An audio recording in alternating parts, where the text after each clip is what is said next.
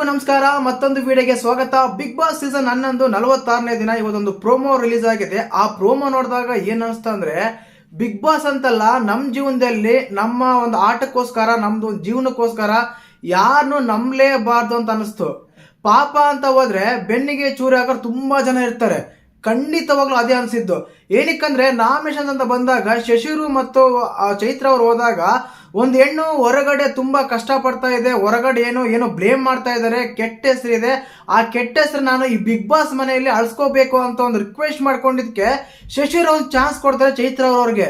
ಆದ್ರೆ ಚೈತ್ರ ಮಾಡಿದ್ದೇನೀಗ, ಈ big boss ಮನೆಯಲ್ಲಿ ನಿಮ್ಮ ಪಾರ್ಟ್ನರ್ ಇಂದ ತೆಗೆದು ತ್ರಿವಿಕ್ರಮ್ ಹತ್ರ ಆಟ ಆಡ್ತೀರಾ ಅಂತ ಕೇಳಿದ್ರೆ ಅದಕ್ಕೆ ಒಪ್ಕೊಂಡು ಬರ್ತಾರಲ್ಲ, ಈ ಒಮ್ಮನ ಏನಂತ ಅನ್ಬೇಕು?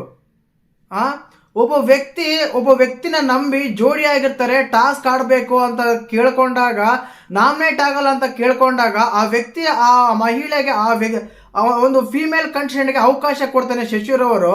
ಅದನ್ನ ಬಿಟ್ಬಿಟ್ಟು ಆ ಕನ್ಸರ್ನ್ ಇಲ್ದಾನೆ ಆ ಒಂದು ಮರ್ಯಾದೆ, ಅಂದ್ರೆ ಒಂದು ವ್ಯಕ್ತಿ ಏನು ನಂಬಿಕೆನೇ ಜೀವನ ಅಂತ ನಂಬಿರ್ತಾನೆ.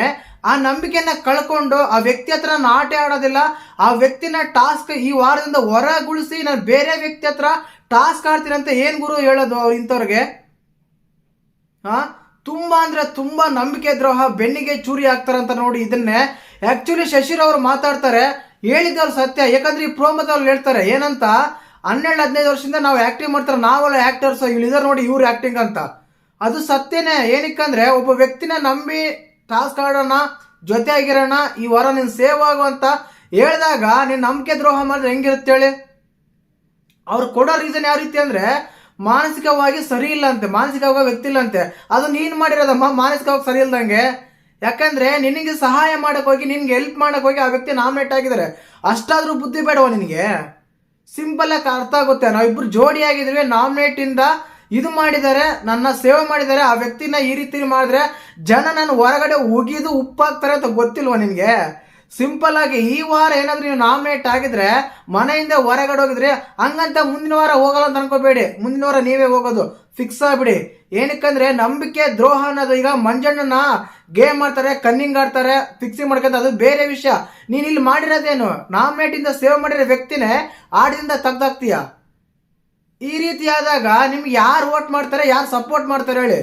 ಒಬ್ಬ ಚೈತ್ರನ ವ್ಯಕ್ತಿ ಒಂದು ಹೆಣ್ಮಕ್ಳ ವಿಷಯ ಬಂದಾಗ ಗಂಡು ಮಕ್ಳಿಗೆಲ್ಲ ಬೈದು ತುಂಬಾ ಕೆಳಮಟ್ಟಕ್ಕೆ ಹೋಗಿದ್ರು. ಇವಾಗ ನಂಬಿಕೆ ದ್ರೋಹ ಮಾಡಿ ಇರೋ ನಂಬಿಕೆನೂ ಕಳ್ಕೊಂಡ್ರು. ಈ ರೀತಿ ಆದಾಗ ಮನೇಲಿ ಯಾರು ನಂಬ್ತಾರೆ ಅವ್ರನ್ನ ಹೇಳಿ? ಅಲ್ಲಿ ಆಲ್ಮೋಸ್ಟ್ ಅಲ್ಲಿ ಯಾರು ಕಂಟೆಸ್ಟೆಂಟ್ಗಳು ಒಪ್ಕೊಂಡಂಗಿಲ್ಲ, ಚೈತ್ರ ಮಾತ್ರ ಒಪ್ಕೊಂಡಿರೋದು ಅನ್ಸುತ್ತೆ. ಆದ ಕಾರಣ ಈ ರೀತಿ ಮಾಡೋದು ತುಂಬಾ ತಪ್ಪು. ಚೈತ್ರ ಅವರು ತುಂಬಾ ದೊಡ್ಡ ತಪ್ಪು ಮಾಡಿರ ಅನ್ಸುತ್ತೆ. ಖಂಡಿತವಾಗ್ಲೂ ಬೆನ್ನಿಗೆ ಚೂರು ಹಾಕಿದ್ದು ನಂಬಿಕೆ ದ್ರೋಹ ಮಾಡೋದಾಗಿದೆ. ಈ ಪ್ರೋಮೋ ನೋಡಿದಾಗ ಎಪಿಸೋಡ್ ನೋಡ್ಬೇಕು, ಏನ್ ಗೊತ್ತಾಗುತ್ತೆ ಅಲ್ಲಿ ಕ್ಲಿಯರ್ ಕಟ್ ಆಗಿ ಗೊತ್ತಾಗುತ್ತೆ. ಚೈತ್ರ ಅವ್ರನ್ನ ತ್ರಿವಿಕ್ರಮ ಸೆಲೆಕ್ಟ್ ಮಾಡಿದಾರೆ ಗೇಮ್ ಆಡಕ್ ಅಂತೇಳಿ. ಮತ್ತೆ ಈ ಪ್ರೋಮೋ ನೋಡಿದಾಗ ನಿಮ್ಗೆ ಚೈತ್ರ ಅವ್ರ ಬಗ್ಗೆ ಅನ್ಸಿದ್ದೇನೋ, ಹಾಗೇನೆ ಶಶಿರ್ ಅವ್ರ ಬಗ್ಗೆ ಅನ್ಸಿದ್ದೇನೋ ಅಂತ ಕಮೆಂಟ್ ಮಾಡಿ.